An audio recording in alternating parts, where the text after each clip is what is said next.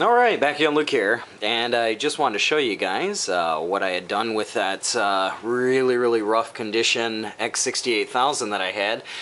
If you remember from one of the last videos I posted, this one has all of the spider eggs and, well, it had all of the spider eggs and things like that in it, and it was in really bad shape. And I cleaned everything up. I took everything apart. I took these drives apart, re-greased them. I used a file to try and get off some of the rust that was on the front here.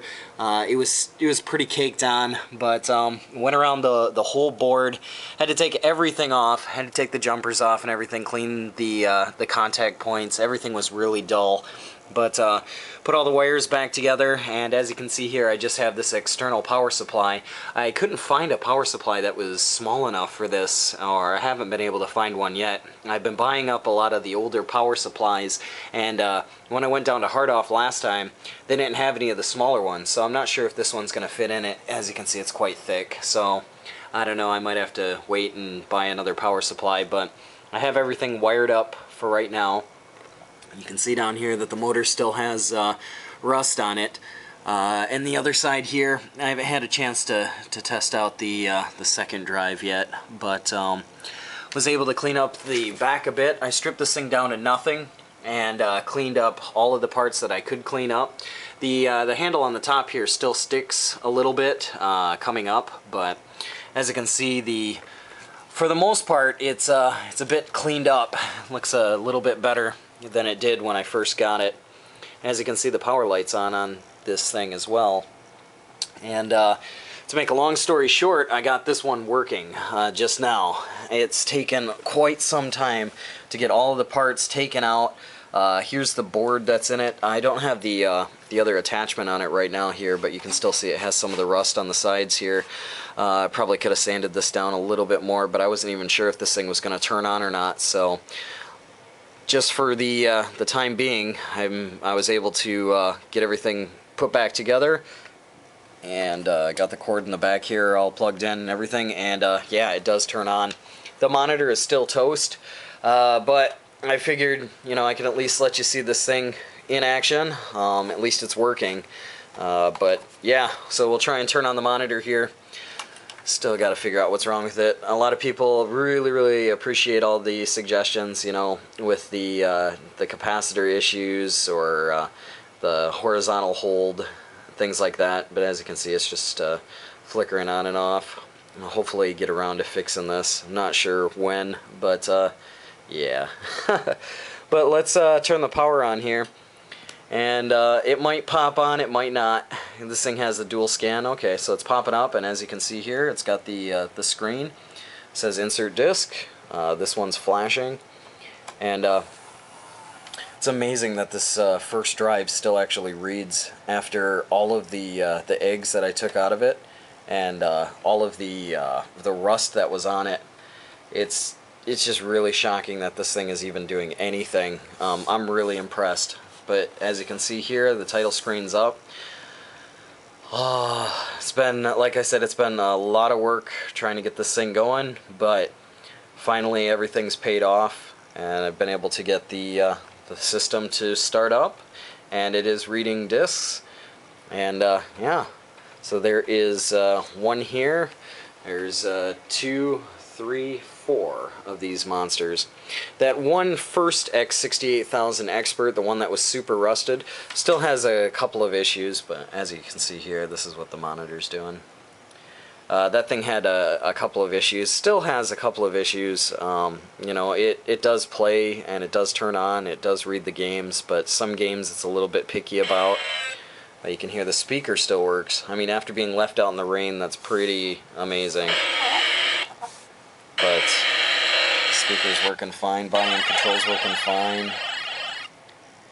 Like I said, I took this thing down to absolutely nothing and went and redid everything, scrubbed everything up, and was able to get it to turn on. So could probably put in a couple of coins or credits here. I would really like to know exactly what the problem is with this thing. If it is a capacitor issue, I'll go out and pick up the caps for it. But if I don't know it's a cap issue 100%, then I don't want to go out and waste the money on caps, because caps can be quite expensive around here. So, start it up. Can't see anything. This thing might actually click back on again. I'm not sure. But you can hear, you know. Just me dying left and right. Can't change anything by smacking it, so I don't think it's any kind of loose connection. But unfortunately, the monitor's not working. I went to try and see if I could find a cable that I could use for the back of this, but at least around in my area, I think I'm going to have to go down to Akihabara or something like that to try and find a cable for that 15-pin plug in the back, because a lot of the newer stores, well, a lot of the stores carry a lot of newer parts around here. Like there's some stores called PC Depot and Kei's Denki and Kojima Denki. All these places have new PC parts, but they don't have a lot of these older PC cables or anything that'll fit this thing. So I'm gonna probably have to take a trip down to Akihabara, and if I can figure out what's up with this, then I'll take that and get the parts for that at the same time, so I can have that up and going. But yeah. I did try and discharge the monitor once, took the board out, took a look at the board. It looked like there were some dull contact points, a couple of what seemed to be some cracked solder points, but those were around the flyback transformer, and I tried to resolder that and didn't really change anything, so not sure. But just wanted to show you guys that this one is working miraculously. I just don't know how it happened. Wow, there goes the screen. See how long that'll stay there. But I just really don't know how I was able to do it. But I'm just really glad that I was able to get it going. And that's going to be another awesome machine here that's kind of saved from the grave. But yeah, that's basically all for me for right now. Like always, I'll put up another video here soon. So thanks for watching.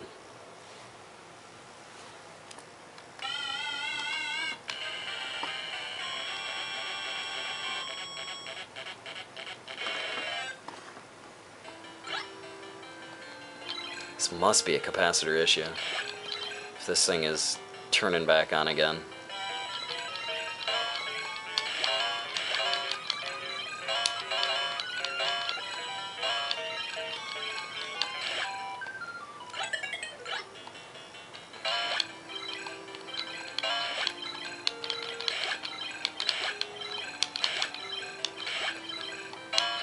Really want to make a playthrough of this game here as well as some other ones, but haven't had the chance because of the monitor dying like that, like this. But yeah, anyway, like always, I'll put up another video here soon, so thanks for watching. Yay, another 68,000 saved from the grave.